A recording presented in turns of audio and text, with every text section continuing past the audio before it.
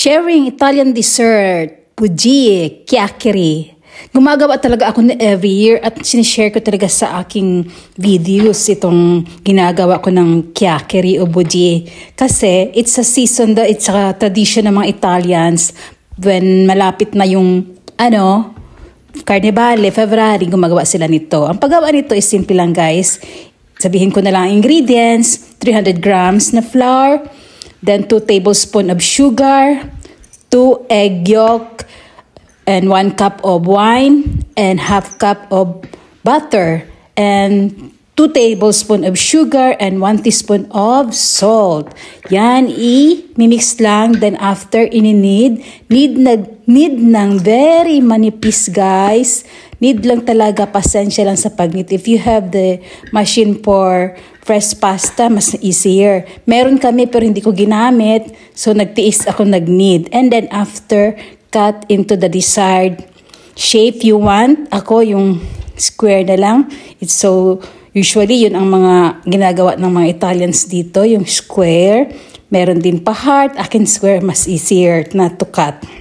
Ayan, cut si Chewy. Then after nito, prepare tayo ng yung very hot oil in the frying pan para mag-crunchy and hahabok siya konti. Sobrang nipis talaga nito guys.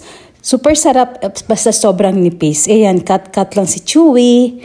Eto talagang hindi to makalimutan ginagawa ng mga Italians tuwing malapit ng Carnevale. Ito na yung aking ready for fry in a hot oil. I-deep fry ito guys para hindi yung magkapit yung oil. Ayan, nakaprepare ako ng 2 trays para sa aking buji o chiacchiere. Ayan, hot oil na yan. Ready to put. Yan siya guys, bubukas siya ng konti kasi manipis. Eto na, sisala natin yung oil para wala talagang oil na tikit dito. Kaya nga deep fry. Eto na ang aking final buji o chiacchiere. And then, sasabugan natin siya ng icing or sugar. Icing sugar ba ito? At saka flavoring na vanilla. Hindi ko nalagay kasi kanina ang vanilla flavor. So, i-sprinkle ko na lang ang powder na vanilla para taste so delicious. And dito na, dagdagan natin ng konting sugar na white icing sugar. Ito guys. Ready to eat na sa aming dinner ang dessert na to, Buji. Taste, crunchy, delicious. Sarap guys. Kain tayo guys. Thank you for watching.